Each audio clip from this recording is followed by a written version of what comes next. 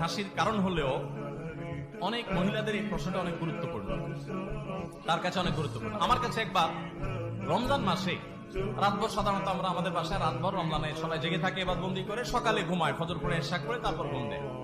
তো আমার মনে আছে যে রমজান মাসে এরকম একবার সকালে ঘুমাইছি, জোর আগে উঠে দেখি মোবাইলে একই নাম্বার থেকে অনেকবার কল, 15-20 বার বা এরকম অনেকবার কল।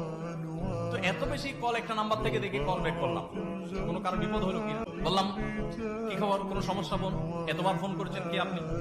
তো বলে হুজুর আমার একটা জরুরি বিপদ হয়েছে বা একটা ইমার্জেন্সি সমস্যা হয়েছে, একটা জরুরি জানা দরকার, এই জন্য ফোন দিলাম। তাই আমি বললাম জরুরি তো বুঝছি, নাহলে এতবার কি ফোন দিয়েছেন, বলেন কি বিষয়। তখন বললো হুজুর বিষয়টা হলো স্বামীর পকেট থেকে টাকা চুরি করা জায়েজ হবে কি? আমি বললাম এটা জরুরি মাসালা হলো, এটার জন্য এতবার ফোন দিচ্ছেন।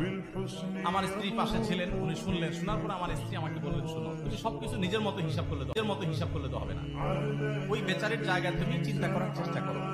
সে হয়তো তার স্বামীর পকেটে জীবনে কঞ্জুস বেটা, হয়তো কোনদিন টাকা পয়সা পায় নাই, আজকেই হয়তো চান্স পাইছে, এখনই তার মাসালার উত্তর দরকার, তো এটা তার জন্য ইমার্জেন্সি, তোমার কাছে এটা নাথিং হতে পারে।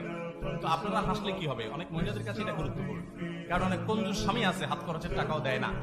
যদি কোনো স্বামী ন্যায্য পাওনা না দেয়, সংসারে খরচের টাকাও না দেয়, তাহলে সেক্ষেত্রে তার পকেট থেকে টাকা স্ত্রী নিতে পারেন। যদি তার